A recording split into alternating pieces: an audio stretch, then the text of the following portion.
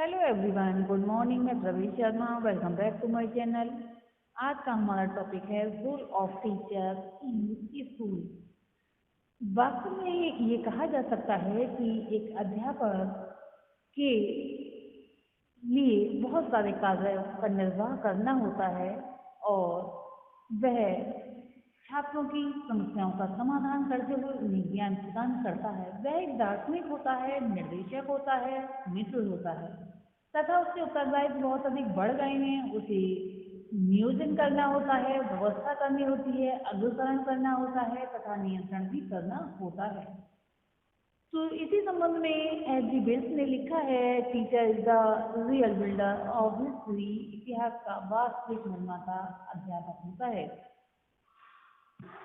इसी संबंध में माध्यमिक शिक्षा आयोग ने लिखा है, हम इस बात से पूर्ण रूप से सहमत हैं कि शिक्षा के पुनर्निर्माण में सबसे अधिक महत्वपूर्ण तत्व अध्यापक है।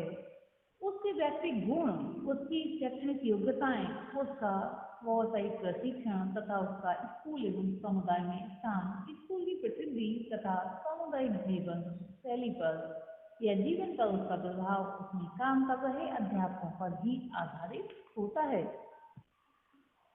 According to Mudalia Commission, we are, however, convinced that the most important factor in the contemplated educational reconstruction is the teacher, his personal qualities, his educational qualifications, his professional training, and the place that he occupies in the school as well as in community.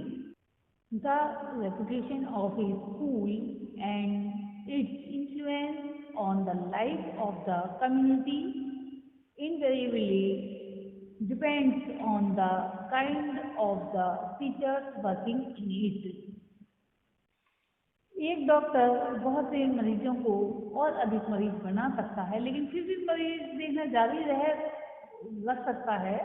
और एक architect द्वारा निर्मित भवन यदि बेकार हो जाते हैं, गिर जाते हैं, तब भी भवनों के निर्माण का कार्य जो है कहते हैं कि प्राप्त नहीं कर पाएगा। बहुत से असक्षम व्यक्ति ऐसे हैं जिनके द्वारा किए गए कार्य के परिणाम दृष्टिगोचर नहीं होते, दिखाई नहीं देते। परंतु यदि एक अध्यापक असक्षम है तो वह लोगों के जीवन से तब तक खिलवाड़ करता रहेगा जब तक कि वह अवकाश प्राप्त नहीं कर लेता है। यानी कहने का तात्पर्य है कि अध्यापक के अंदर बहुत ज़्यादा योग्यताएं होनी चाहिए, अध्यापक के अंदर गुण होने चाहिए, अध्यापक के अंदर सामर्थ्य होनी चाहिए, वह एक दार्शनिक होना चाहिए, बिल्डर होना चाहिए अथवा गाइड और मित्र भी होना चाहिए। इसीलिए हम आगे देखेंगे रेस्पॉन्सिबिलिटीज ऑफ ए टीचर, अध्यापक के उत्तरदायित्व। सबसे पहला पॉइंट है इसमें छात्रों का ज्ञानार्जन करना। छात्रों को ज्ञान देना एक अध्यापक का मुख्य दायित्व होता है, क्योंकि अगर छात्र बालकों को ज्ञान नहीं दे पाता है तो बालक कुछ सीख नहीं पाते हैं। ये उसी से पता चलता है जब बालकों का मूल्यांकन किया जाता है अथवा बालक अपना किसी भी क्षेत्र में प्रदर्शन करते हैं। छात्रों का ज्ञानार्जन एक अध्यापक तभी कर सकता है जब उसके पास स्वतः ही ज्ञान है, क्योंकि उसके लिए जरूरी होता है, क्योंकि वह कोई भी अगर विषय वस्तु पढ़ा रहा है तो उसे उस पर स्वतः ही ज्ञान होना चाहिए, उस पर उसका पूरा अधिकार होना चाहिए। साथ ही उस क्षेत्र में होने वाले नवीन आविष्कारों से भी उसे परिचित होना चाहिए। विषय के ज्ञान के अभाव में अध्यापक छात्रों के समक्ष पूर्ण आत्मविश्वास का प्रदर्शन नहीं कर पाएगा और ज्ञान की कमजोरी उसे छात्रों की दृष्टि से नीचे गिरा सकती है। संबंध में केजी सैरेन ने लिखा है कि आप एक बर्तन में से कोई वस्तु तब तक उड़ेल नहीं सकते या निकाल नहीं सकते जब तक आपने वह उसमें डालना भी हो या रखना भी हो। यदि शिक्षक ज्ञान व बुद्धि की दृष्टि से ही व खोखला है, यदि उसमें ज्योति प्रदान करने वाली शक्ति नहीं है, तो वह अपने बालकों के मस्तिष्क को प्रखर या उनकी भावनाओं को मानवीय रूप प्रदान नहीं कर सकता। यदि वे स्वयं प्रदीप्त नहीं है तो दूसरों के या फिर दूसरों में ज्ञान के प्रकाश को प्रसारित करने में सदैव असमर्थ रहेगा। दूसरा पॉइंट हम देखेंगे, second point, developing the character of the student, छात्रों की चरित्र का विकास। अध्यापक को छात्रों के चरित्र के विकास पर विशेष ध्यान देना चाहिए, क्योंकि प्रत्येक छात्र यदि अपने माहौल से निकलकर कहीं जाते हैं अथवा प्रसिद्धि, जैसे कहते हैं कि विद्यालय की प्रसिद्धि होती है उसके चरित्रवान छात्रों एवं अध्यापकों से होती है। यहाँ पर ये कहना भी अनुचित न होगा कि अध्यापक का चरित्र ऐसा होना चाहिए जिसका प्रभाव छात्रों पर पड़े। प्रायः बच्चों के लिए उनका अध्यापन उनका आदर्श होता है और ये आदर्श व्यक्तित्व ऐसा होना चाहिए जिसका अनुपालन करके छात्र सही दिशा की ओर मुख हो सके। क्योंकि हमें इस बात का भी ध्यान रखना चाहिए कि यदि धन खो जाता है तो कुछ नहीं खोता है, और यदि स्वास्थ्य खो जाता है तो थोड़ा बहुत कुछ खो जाता है, यदि चरित्र खो जाता है तो सब कुछ खो जाता है। अतः चरित्र पर विशेष जो है ध्यान रखना चाहिए, ध्यान देना चाहिए, और ये अच्छे चरित्र का निर्माण करने के लिए सदैव अध्यापक को तत्पर रहना चाहिए। वास्तव में एक अच्छा अध्यापक के लिए चरित्रवान, धैर्यवान, गुणी, संकल्पी या विघ्न संकल्पी, साहसी, उदार और ईमानदार, निष्पक्ष, सत्यवादी, आशावादी, न्यायप्रिय, सहयोगी, सहानुभूतिपूर्ण तथा आत्मविश्वासी होना आवश्यक है। और ये गुण छात्रों में डालना चाहिए, क्योंकि छात्र वैसा ही बनने का प्रयास करते हैं जैसा कि उनका अध्यापक होता है। नेक्स्ट पॉइंट में हम देखेंगे, अरेंज द क्लास स्मूथली, अर्थात कक्षा की सुचारू रूप से व्यवस्था करना। जैसा कि बताया गया था कि एक व्यवस्था के रूप में भी शिक्षक को माना जाता है, या फिर एक अध्यापक एक अच्छा व्यवस्थापक होता है तो उसे अपनी कक्षा की सुचारू रूप से अच्छी व्यवस्था करनी चाहिए। जब छात्र पढ़ रहे हों तो उनके बैठने की स्थिति, श्याम पट की स्वच्छता, या फिर जो शिक्षण सहायक सामग्रियों का प्रयोग, ये सब अच्छे व्यवस्थित तरीके से होने चाहिए। शिक्षक के लिए बहुत ही ज़्यादा आवश्यक है कि अपनी व्यवसाय में रुचि लेनी चाहिए और उसे इस बात से गिलानी नहीं होनी चाहिए।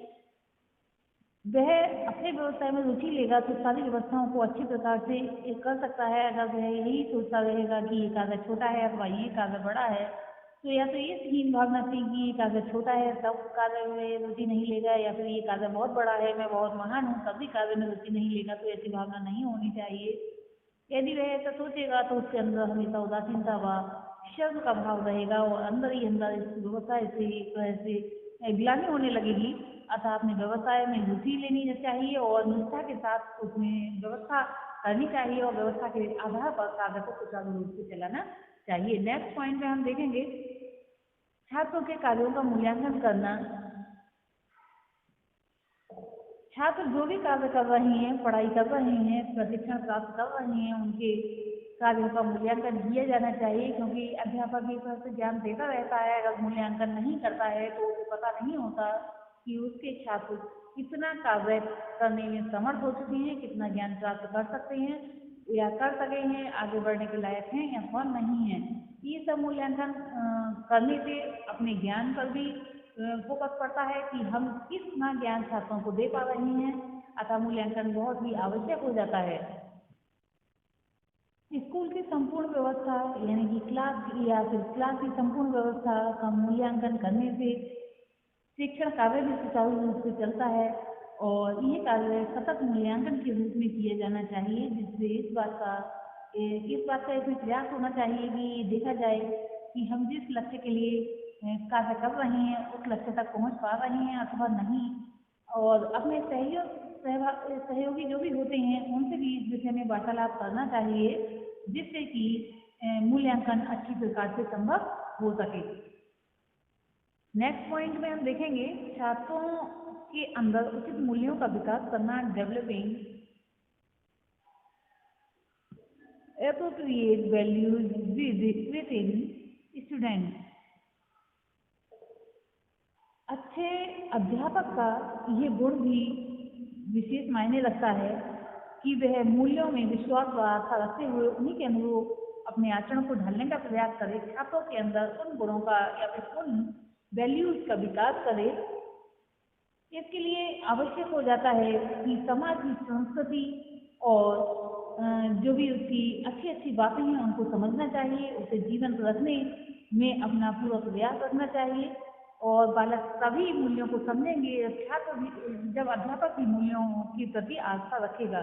इसलिए ये कहना अनुचित ना हुआ कि जिस अध्यापक में मूल्यों के प्रति आस्था होती है, आदर की भावना होती है, छात्रों पर भी वैसा ही प्रभाव पड़ता है। नेक्स्ट पॉइंट पे हम देखेंगे पाठ्य सहगामी क्रियाओं को कराना, परफॉर्मिंग को करिकुलर एक्टिविटीज। पाठ्य सहगामी क्रियाओं का विद्यालय में बहुत ज़्यादा महत्व होता है और इसमें जब छात्र भाग लेते रहते हैं तो उनका मन जो है विचलित नहीं होता, यानी कि कहने का तात्पर्य ये होता है कि केवल अन्य बातों में ही नहीं लगता बल्कि इन क्रियाओं के से उनका मन चेंज होता रहता है और पढ़ाई के प्रति एक तरह से उनके अंदर निष्ठा भावना आ जाती है। आज की शिक्षा सिर्फ कक्षा की चार दीवारी तक सीमित नहीं है, वरन उसमें पाठ्यक्रम सहगामी क्रियाओं का बहुत ही ज्यादा महत्वपूर्ण स्थान हो गया है, क्योंकि शैक्षिक विचारधाराएं इस बात पर बल दे रही हैं कि वर्तमान में शिक्षा सिर्फ ज्ञानार्जन का एक साधन नहीं, वरन बालक के व्यक्तित्व का चतुर्मुखी विकास भी करती हैं।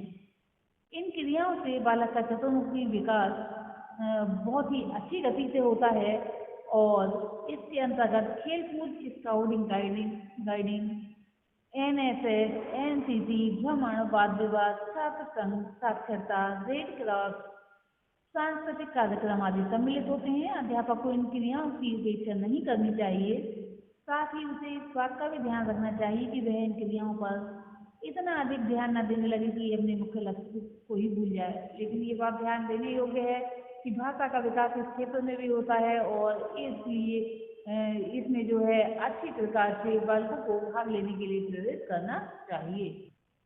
नेक्स्ट पॉइंट में हम देखेंगे कि अध्यापक का कर्तव्य है छात्रों की समस्याओं का समाधान करना, solving students problem.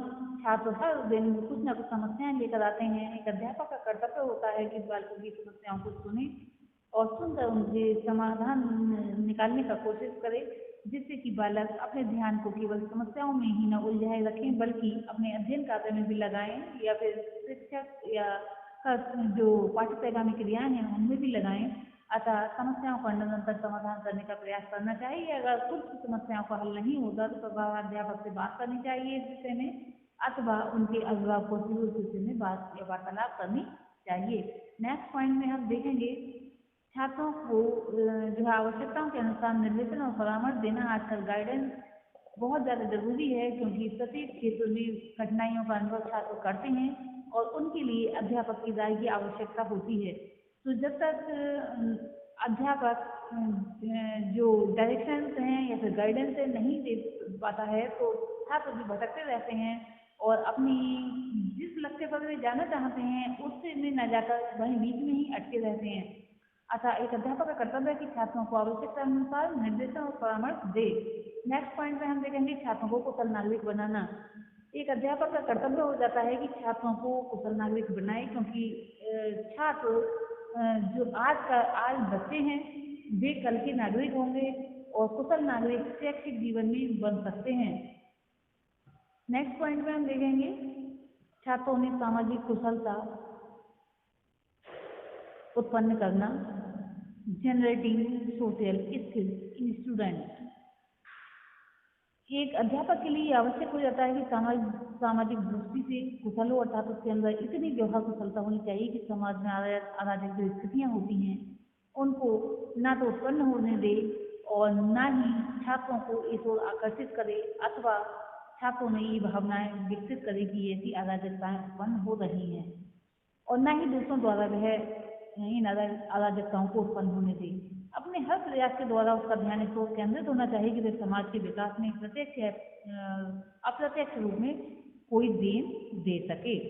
Next point में हम देखेंगे छात्रों को नेतृत्व का प्रशिक्षण देना, गिविंग लीडरशिप टू स्टूडेंट्स। नेतृत्व की भावना छात्रों में जो आत्म का विकास उत्पन्न करती है तथा ये कह सकते हैं कि नेतृत्व वह प्रक्रिया है जिसके द्वारा समूह का एक सदस्य समूह के अन्य सदस्यों को प्रभावित करता है और उन्हें समूह के विशिष्ट लक्ष्यों की प्राप्ति की ओर उन्मुख करता है।